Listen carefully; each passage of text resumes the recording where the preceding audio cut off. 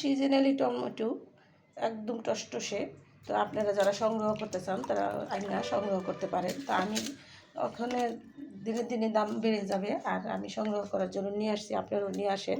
তো আমি সবসময় টিপস দিয়ে থাকি, আমার টিপসটা দেখুন। তো এখানে 2 কেজি টমেটো আছে।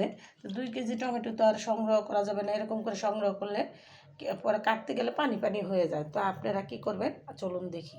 এরকম করে কেটে আপনার পরিমাণ মতো সাইজ করে নেবেন। প্রতিটা তরকারিতে আপনার যতটা টুকরা দেওয়ার দরকার আপনি দিয়ে নিতে পারবেন। তো এরকম করে কেটে আপনি এরকম বক্সের মধ্যে এরকম করে রেখে দিবেন। আপনি 5 টুকরা দেন আর 10 টুকরা দেন, দিয়ে রান্নাটা করতে পারবেন।